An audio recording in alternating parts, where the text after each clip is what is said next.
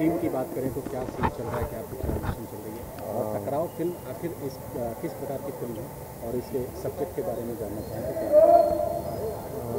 Subject तो reveal करना ठीक नहीं होगा। फिल्म का नाम आप जानते ही हैं, टकराव। तो नाम से ही जाहिर है कि दो हीरो हैं फिल्म में, और मैं इसमें नेगेटिव रोल कर रहा हूँ, सुशील सिंह जी भी नेगेटिव रोल कर रहे हैं। तो ये देखा जाए तो शब्द के अनुसार दो लोगों का ही टकराव होगा, हीरो वर्सेस विलेन कह लीजिए। और ये एक लव स्टोरी है। कुछ कहानी में नया कहने के लिए जो हम नए तरीके से चीज़ों को आपके सामने ला कर देते हैं, वहीं हम लोग नया दिखाने की कोशिश करते हैं। तो टकराव की कहानी हम रिवील नहीं करते हैं। कुल मिलाकर एक इंटरटेनमेंट फिल्म होगी, मनोरंजन होगा आप सबका, गाने अच्छे हैं। क्या पिक्चराइज हो रहा है और उसमें आपका क्या किरदार है और क्या कर रहे हैं? यहाँ पे विलेंस जो है अपने अड्डे पे हीरोइन को कब्ज़ा में ले रखा है, और हीरो का इंतज़ार है कि आओ अपनी हीरोइन को ले जाओ। तो कह लीजिए कि क्लाइमेक्स चल रहा है, और हम लोग उसमें अभी पिटने वाले हैं। शुरुआत में हम लोग पीटेंगे और बाद में पिटाई होगी। तो फिर एंड में क्या होता है, कौन मर जाता है, कौन बच जाता है, फिल्म का एंड क्या होता है, उसके लिए इंतज़ार करना पड़ेगा। कब तक ये फिल्म बन के कंप्लीट होगी और दर्शक कब तक देख पाएंगे इस फिल्म को? ये कल इस फिल्म की शूटिंग कंप्लीट हो जाएगी, और एक गाना शायद बच जाता है। दशहरा तक इसको रिलीज़ करने की तैयारी है शायद। अभी संजय निषाद जी जो प्रोड्यूसर हैं फिल्म के, और इकबाल बख्श जी डायरेक्टर जो हैं, उनसे हमारी बात हो रही थी कि दशहरा में इस फिल्म को रिलीज़ करने की तैयारी है। और साजन चले ससुराल की बात करें तो पार्ट 2 की, तो क्या कहना चाहेंगे? बहुत सक्सेस फिल्म चल रही है। अभी सीक्वल का जो दौर चल रहा है, उसमें प्रतिज्ञा से शुरुआत हुई थी। प्रतिज्ञा पार्ट 1 बनी, फिर पार्ट 2 बनी, निरहुआ चलल ससुराल पार्ट 1 बनी, पार्ट 2 बनी। संजोग से इन दोनों फिल्मों में मैं था, पार्ट 1 पार्ट 2 में भी। तो साजन चले ससुराल पार्ट 1 में मैं नहीं था, लेकिन पार्ट 2 में मैं हूँ, और हमारा उसमें जो कैरेक्टर है कॉमिकल अपीयरेंस होगा।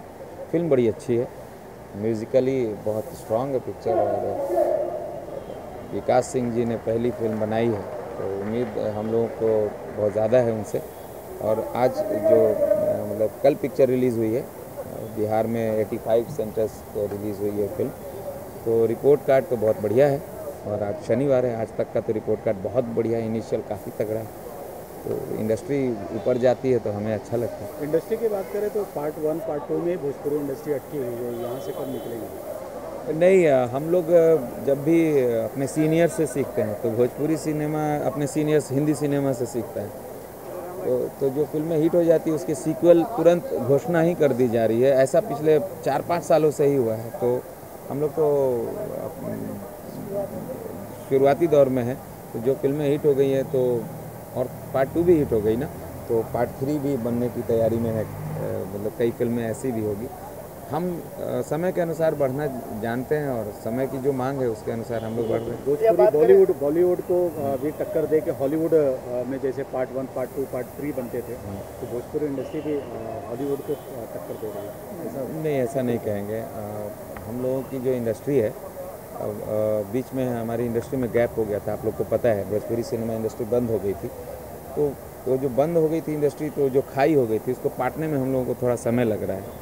और हॉलीवुड से तो हम अभी मतलब मिला ही नहीं सकते चीज़ों को, बहुत अभी हम लोग शुरुआती दौर में हैं। बात करें, आप लोग भोजपुरी सिनेमा के जनक भी जाने जाते हैं, जैसे आप हुए और रवि किशन वगैरह हुए, मनोज तिवारी जी हुए। तो इन्होंने वो दौर देखा था जब भोजपुरी सिनेमा एकाध बनती थी, और आज इतना बड़ा परिवार हो गया। कैसा फील होता है? अच्छा फील हो रहा है। 20 लाख का सिनेमा हुआ करता था, आज 2 करोड़ का सिनेमा हो गया है। दर्शक बढ़े हैं, और बस परिवार को जोड़ने की ज़रूरत है।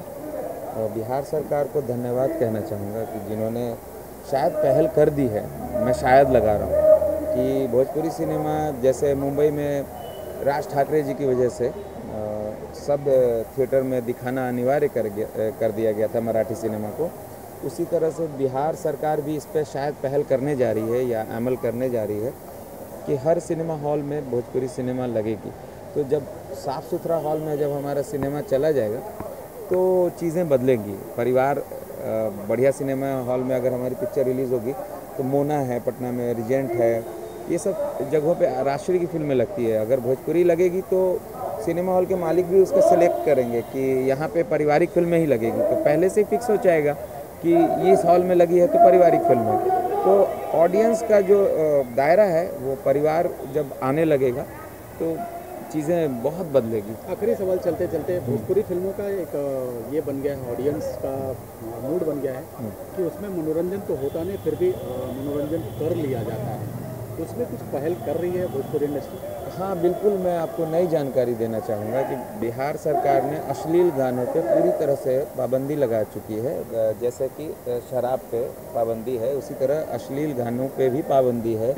आप बारात में भी अश्लील गाने बिहार में नहीं बजा सकते, सैलून में नहीं बजा सकते, चलती बस में नहीं बजा सकते, आप अरेस्ट हो जाओगे, अब 3 महीने का जेल हो जाएगा। जब सरकार ये पहल कर चुकी है तो एक अच्छी खबर तो आ चुकी है।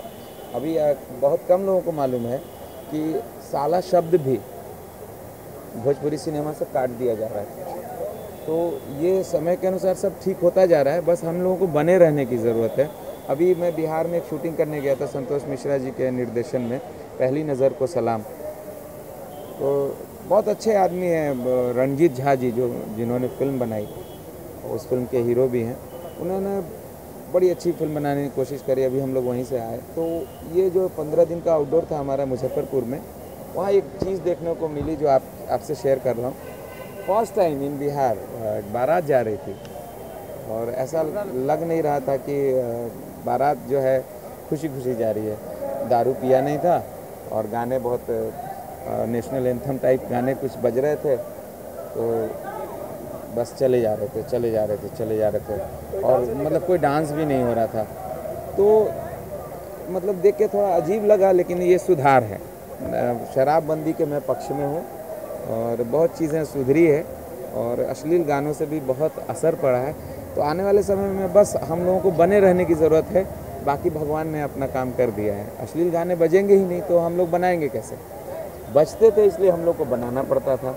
अब ऑडियंस हमारा शिफ्ट होगा वीणा सिनेमा से Regent cinema Patna, Mona cinema में। तो वीणा के लिए भी फिल्में बनेगी, जिनको वीणा ओरिएंटेड फिल्म देखनी है आप वहाँ जाइए, और रीजेंट और मोना मल्टीप्लेक्स जैसे जगहों पे लग जाएगी फिल्म, तो पब्लिक को पता चल जाएगी कि यहाँ पे कुछ क्लास की फिल्में लगती है। तो जैसा कि हिंदी में भी आप देखते हैं, एक तरफ लगान जैसी फिल्में बनती हैं तो दूसरी तरफ क्या कूल है भी बनती है। और वो कौन हीरोइन है जो फॉरेनर है, वो सनी लियोन की फिल्में भी लोग देखने जाते हैं। और दूसरी तरफ एक अच्छी फिल्म भी बन जाती है नवाजुद्दीन सिद्दीकी साहब की मांझी। तो सिनेमा 2 तरह का 3 तरह का से बनती रहेगी। ऑडियंस को चूज़ करना पड़ेगा कि हम किसको देखना चाहते हैं और सबके लिए मटेरियल होगा। आखिरी सवाल चलते चलते, ऑडियंस जिस प्रकार से प्यार और आशीर्वाद दे रहे भोजपुरी इंडस्ट्री को, आगे भी देती रहे, ऐसा अपील करना चाहिए। बिल्कुल बिल्कुल, ऑडियंस है तभी हम हैं और आप लोग हमेशा आशीर्वाद देते रहें। आप लोग बहुत अश्लीलता झेल चुके हैं, अब हम लोग एक प्रोसेस के तहत उससे ऊपर उठने की कोशिश कर रहे हैं और बहुत हद तक कामयाब भी हुए हैं। बस दर्शकों से गुजारिश है कि आप लोग बने रहिए, कुछ अच्छा होने वाला है। धन्यवाद। Thank you sir. क्या कहना चाहेंगे, यहाँ किस फिल्म का शूटिंग हो रहा है और क्या पिक्चराइजेशन किया जा रहा है? सीन की बात करें तो क्या सीन चल रहा है? और सबसे पहले मैं आप सभी दर्शकों को संगीता तिवारी की तरफ से प्यार